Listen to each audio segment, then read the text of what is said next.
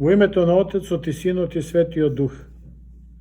Почитувани, во претходниот дел од предавањето парохискиот свештеник како водач кон вечното спасение, зборувавме за тоа што е свештеник, која е важноста на свештеничката служба, потоа зборувавме за задачите на свештеникот, Господ Исус Христос како вечен првосвештеник и овој пат во вториот дел ќе продолжиме како свештеникот треба да работи. Според претходно реченото, пред секој свештеник престои огромна работа и одговорност.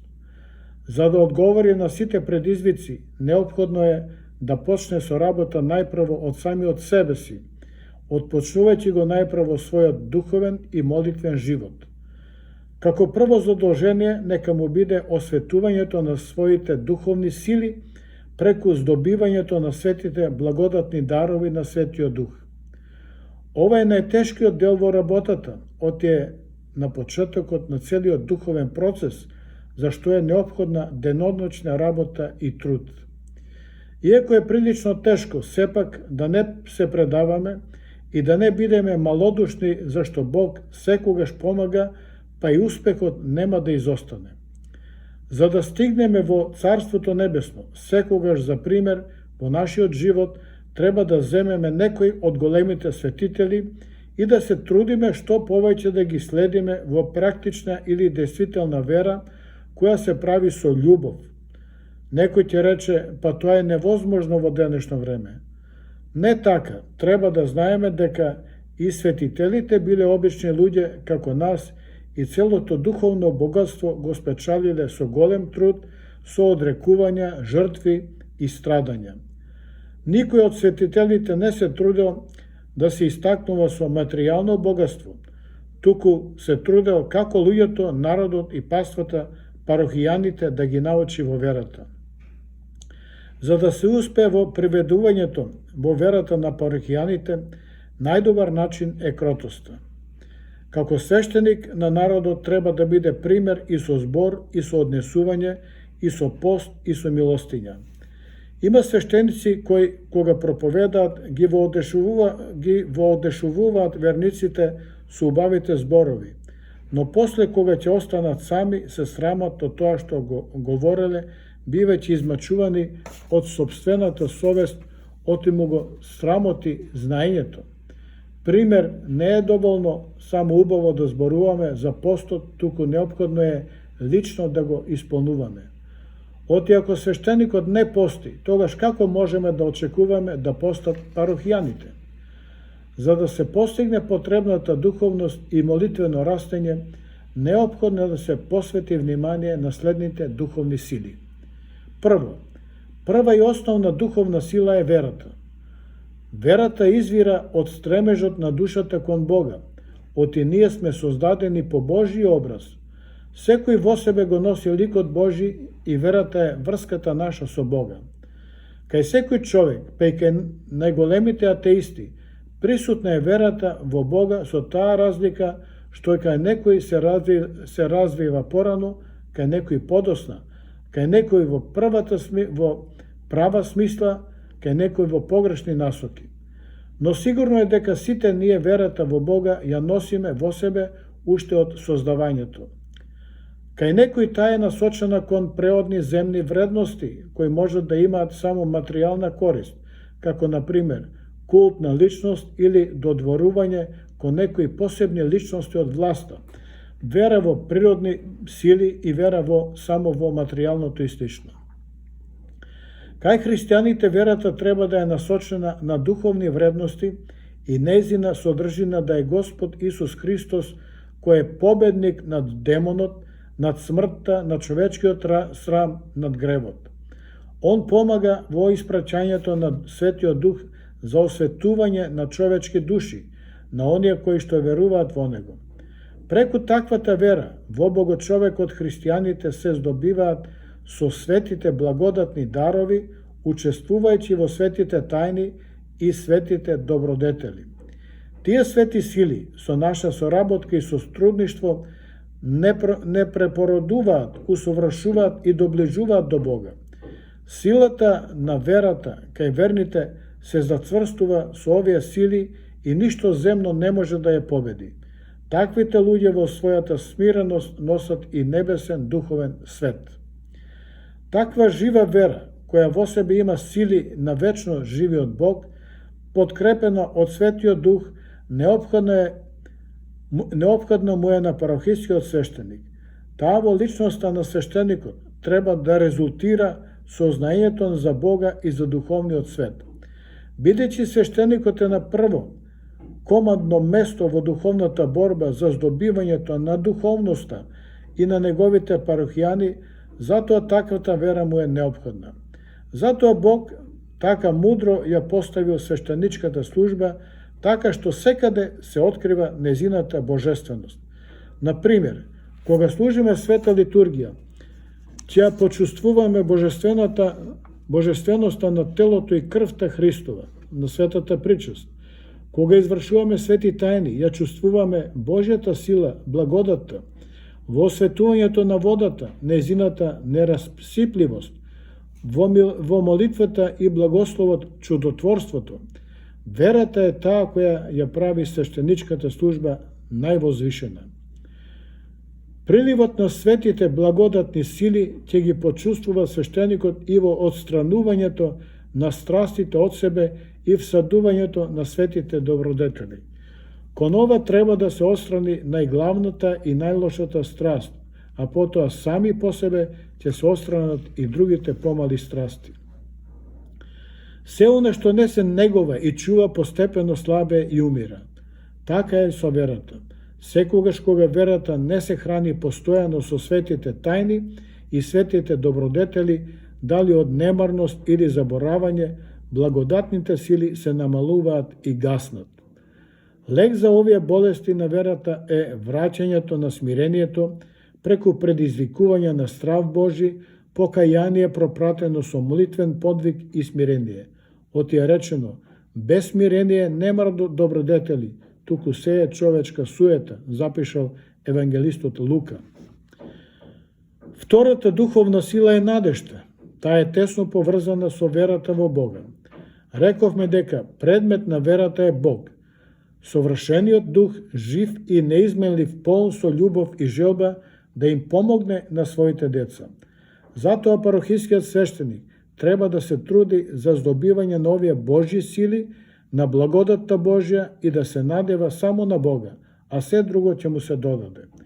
Сомневањето во силата на верата доведува до паѓање и на надежда или разочарување, а со зајакнувањето на верата во човекот се зајакнува и надежда. Трета духовна сила е разумот или умот. Секое човечко суштество има разум или ум, но зависи од нас кон што ќе го насочиме.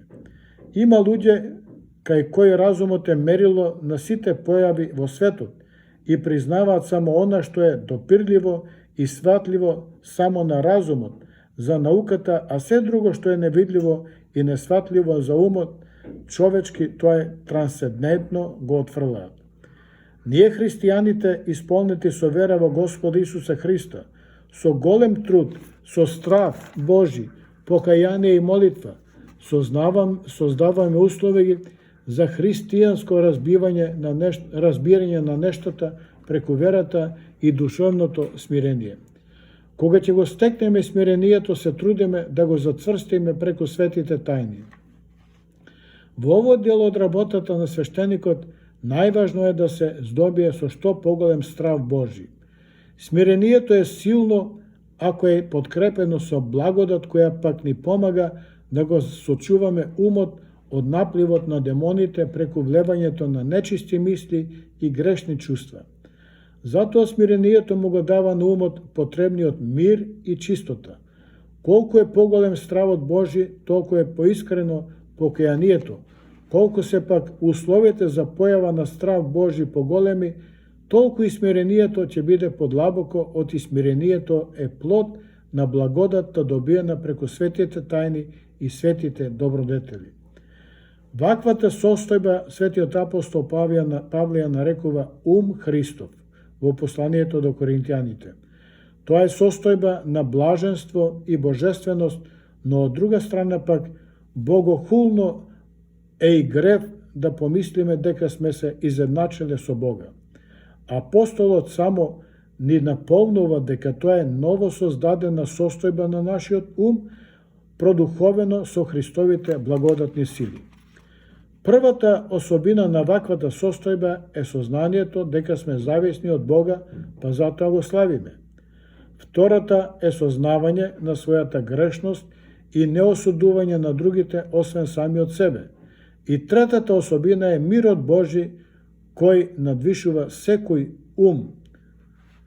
Така додека рационалистите стојат распнати во умот од разни расправи и умувања, истовремено вистинските христијани живеат рајски живот на земјата. Според светите отци, тоа е посебна благодатна состојба која мора да се почувствува па да се разбере. Понекогаш доаѓа до заборавање на нашиот однос кон Бога, вели евангелистот Матеј, па со тоа затајуваат и нашите добродетели кои прават да се сочува смирението во нашите души. Кога душата ќе се оддалечи од Бога, тогаш и смирението се губи. Впрочем, благодатта добиена при крштевањето никогаш не го напушта човекот. Таа со наша соработка донесува мир во душата. Кога ние ќе ја потиснеме или оттурнеме, тогаш се јавува гордоста во смисла дека Бог не ни е потребен и можеме сами, што е многу погрешно. Бог, што може таа да се отргне, така може и да се поврати. Затоа, значи, неопходно е постојано вежбање.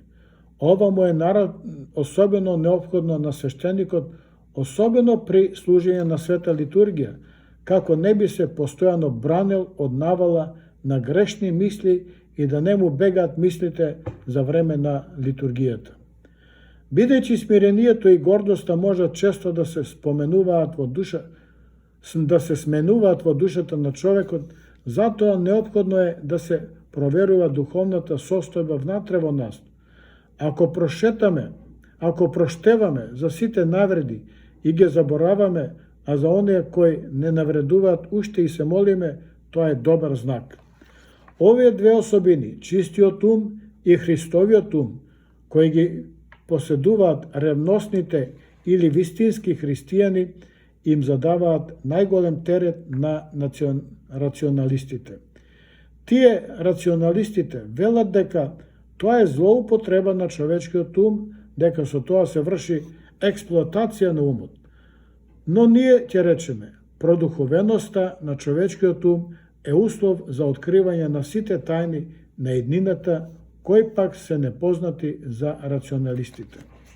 За жал, такви рационалистички сваќања за светот и човекот се уште постојат и меѓу нашите парохијани, и токму тие се камен на сопнување за многу негативни појави во нашите цркви. Ние се уште среќаваме луѓе кои јавно велат дека не веруваат во црквата како духовна, религиозна установа, туку доаѓаат бидејќи се добри патриоти и сакаат да помогнат за македонизмот, не знаејќи при тоа колкава штета си прават и на себе и на црковната заедница. Ако на овошките им ги одземете плодовите, тие се обични дрва со листја и гранки, а не плодно дрво. Така е и со црквата. Ако во црквата ја отврдите верата или светите богослужби, таа ќе биде обична зграда, а не црква. Што поскоро се ослободиме од тој рационализам, кој пак кај нас е последица на системот кој заврши, тоа подобро и за нашите парохии и за еднината на нашите цркви. Воспротивно, последиците ќе бидат катастрофални. Следна духовна сила се чувствата. Тука јасно се гледа се она што човекот донесува на светот како вродено и она што го имаат ревносните христијани како награда од благодатот добиена при крштевањето. Без нив телесните нагони би ги надвасале човечките духовни сили, па во тој случај радоста ќе му биде суетна, љубовта самолюбива и сладострасна, а топлината на духот никаква или пеколна. Ова се случува кај луѓе што се откажале од Бога, но и кај верници кои не работат на своето лично духовно издигнување и усовршување. За христијаните вистински чувства се оние кои произлегуваат од љубовта кон Бога и преку Него кон ближните. Највозвишените чувства се во љубовта. Христијанската љубов се раѓа од верата во Господа Исуса Христа, а последиците се благодатните дарови испросени преку молитвата. Тоа е дар од Бога, кој е пак Бог на љубовта. Спореди послание Свети апостол Павле до Коринтијаните 13 глава. Тука се опфатени сите особини на христијанската љубов. Како што вели Свети апостол Матеј, кога Господ ќе му суди на светот, преку љубовта ќе му суди на луѓето за сите други добродетели. Таа не се здобива одеднаш, туку постепено. Така почеток на љубовта би бил стравот Божји, односно чувството да не го ожалостиме Бога со некој личен грев. Повисок степен би бил за време на молитвата имаме чист ум, без лоши мисли и грешни чувства. Достигнувајќи го ова, тоа значи сме го достигнале врвот на оваа добродетел. Тогаш се молиме на Бога за своите пријатели и за своите непријатели, оти тогаш сите луѓе ни се блиски како своји ближни.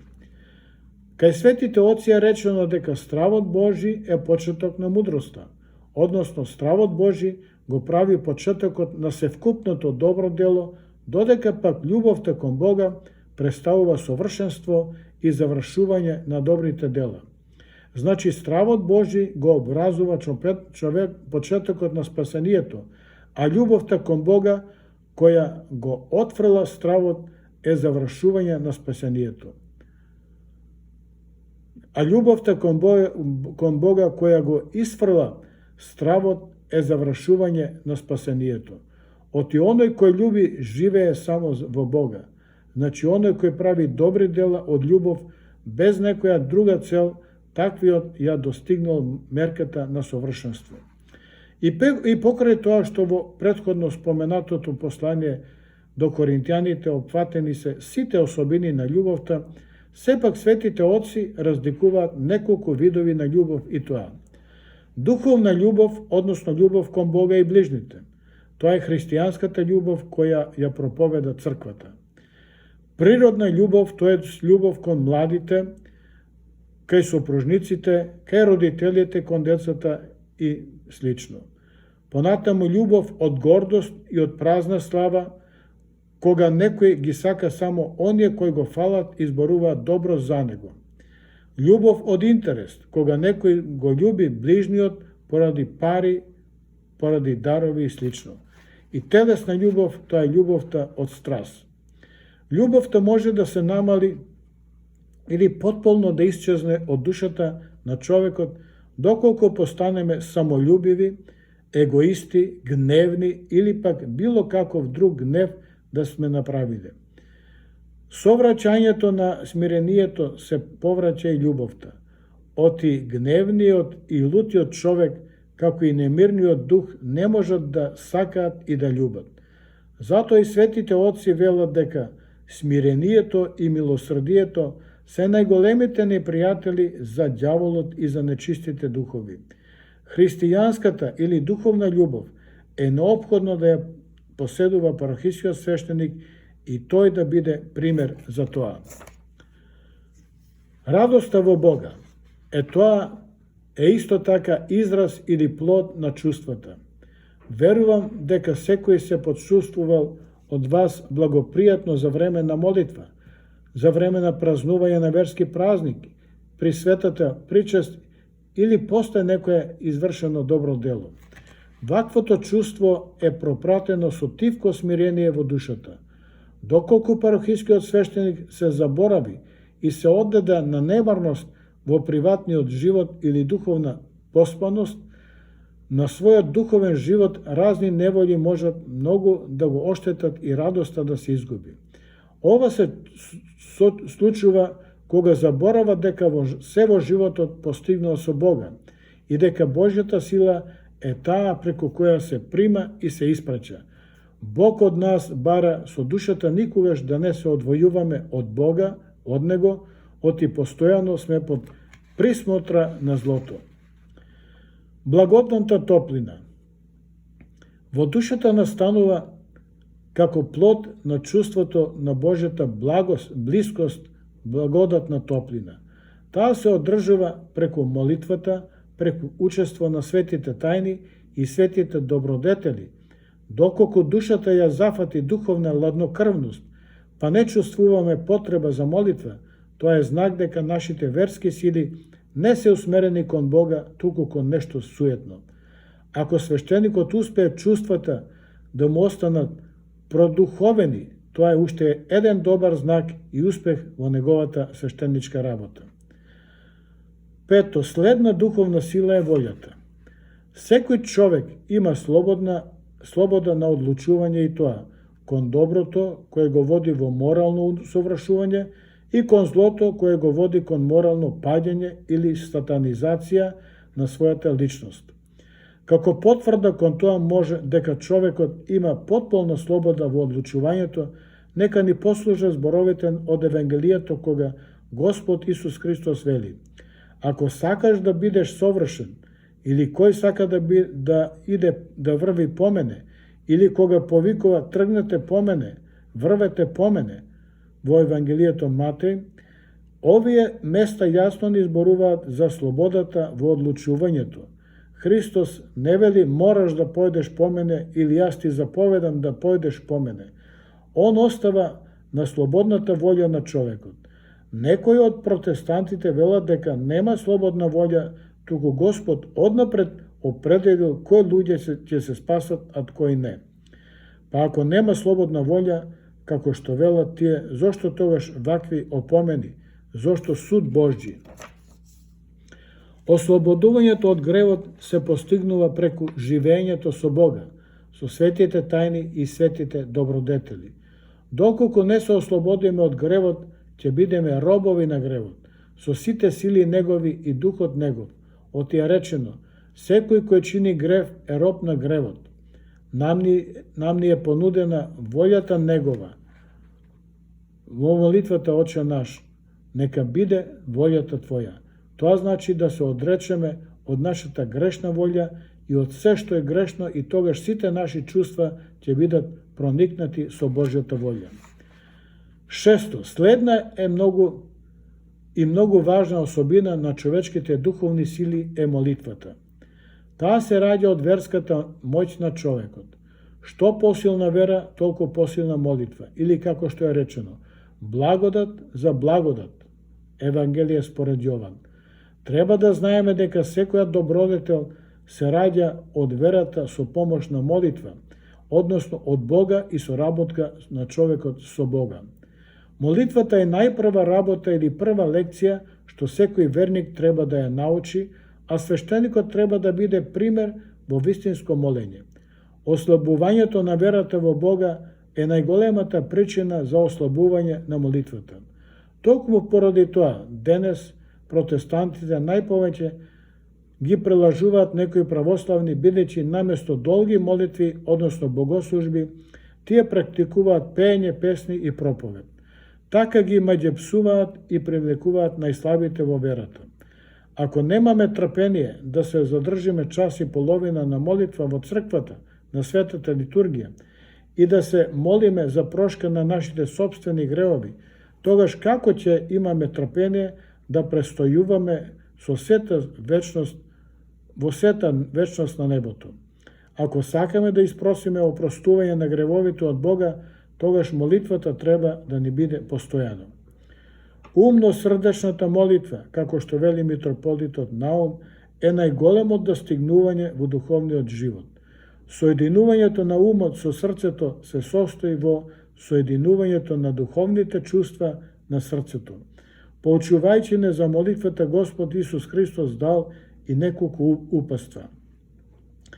При читањето на молитва, вели тој, не смеете не смееме да бидеме само обични читачи на текстот, а отсутни духовно. Тоа не е молитва. Неопходно е да се внимава на секој збор од молитвата. Пред да почнеме да се молиме, треба да размислиме пред кого излегуваме и со кого разговараме. Ако во секојдневниот живот правиме посебни подготовки за средба со некоја висока личност, тогаш уште повеќе треба да се подготвиме за средба со Бога преку молитвата. Оти молитвата е разговор, средба на душата со Бога. Неопходно е однапред да размислиме за предметот и содржината на нашата молитва, односно што бараме од Бога. Најпрво треба да го славиме Бога за се што направил во светот и за сите совршенства. Ова е наша заедничка должност со светите ангели. Потоа му благодариме за сите добрини што ни ги направил и со кои постојано не обсипува. Кога во душата ќе го почувствуваме благодатното дејство на молитвата, дури тогаш да побараме од Бога она за што имаме потреба. И овде во молитвата стравот Божи има силно влијание, па затоа ќе речеме: што поголем страв Божи имаме во себе, толку и смирението ќе ни биде подлабоко и молитвата повнимателна. Љубовта наша е таа која ги принесува нашите прозби кон Бога.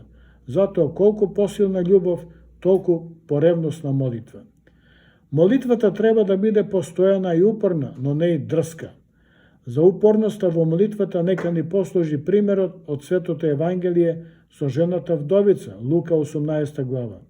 Бог знае за што имаме потреба уште пред да ја изговориме молитвата, но сепак Он бара од нас за се да го прашаме и да бидеме во постојан контакт со Него. Кога ќе почувствуваме во себе радосно одушевување за време или послед молитвата, тогаш да се надеваме дека ќе го добиеме она за што сме се молиле. Парохискиот свештеник треба сите овие моменти и елементи на молитвата добро да ги познава и да ги поучува своите парохијани. На крајот ќе речеме: свештеничката служба е највозвишената работа не само во црквата, туку и на земјата воопшто.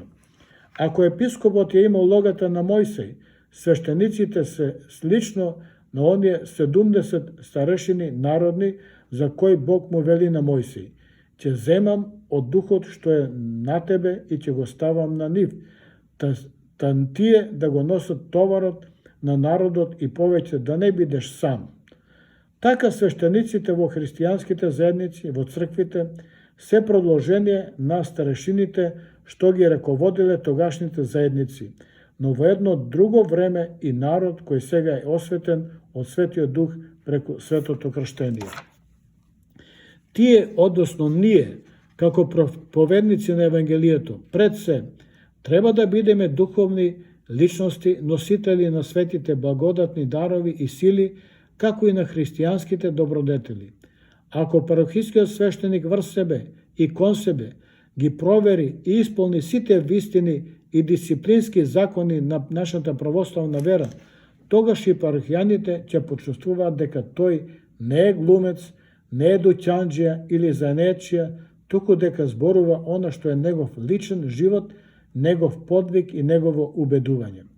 Затоа свети Јован Златоуст вели: свештено служењето се врши на земјата, но чинот се добива на небото. Ерархијата не ја востановил човек, ниту архангел, ниту некоја создадена сила, туку самиот утешител Господ Исус Христос, кој луѓето се уште облечени во телото ги поставил да бидат представници на ангелското служење.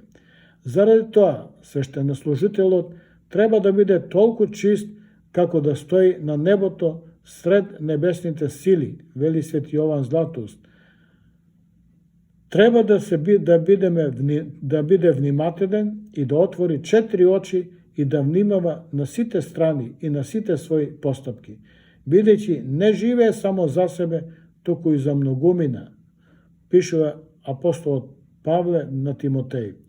Заради тоа, душата на свештеникот од сите страни треба да блеска од убавина, за да може да ги радува и да ги просветува оние што ја гледаат. Амин.